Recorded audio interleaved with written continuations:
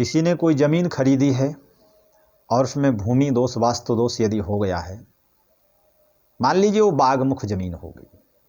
बागमुख का तोड़ क्या है, बागमुख होती कैसे है, पहले तो हम ये जाने। बागमुख ज़मीन होती है कि जहां आपको दरवाज़ा देना है, जहां आपका मेन गेट लग रहा है, वो तो हो जाए हिस्सा ज़मीन का चौड़ा और पिछला हिस्सा हो जाए आपका पतला, तो हो गई बागमुख। ऐसी ज़मीन पर अगर घर निर्माण करते हैं तो वो दुखदाई होता है।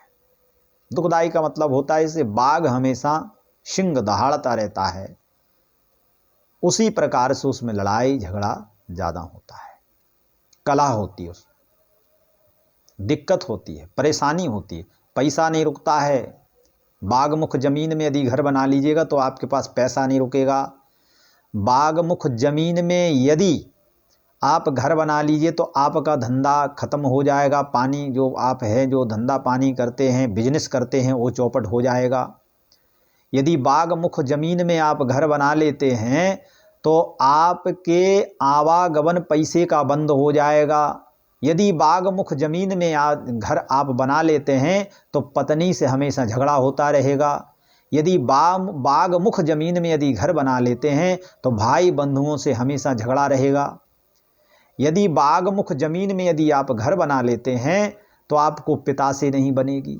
यदि बागमुख में ज़मीन है और यदि आप घर बनाते हैं तो पड़ोसियों से बहुत झगड़ा होगा, केस मुकदमा फालतू का होगा। बागमुख ज़मीन में घर यदि बन गया है तो उसका उपाय क्या है, तो उस उपाय के लिए आप वास्तु, गृहवास्तु और किसी अच्छे महापुरुष को बुला करके उसका तोड़ करवाएं, उसका तोड़ कराएं। तोड़ जब हो जाएगा तो बागमुख ज़मीन में घर बना है आपका, उससे कुछ आपको सुख और शांति अवश्य प्राप्त होगी।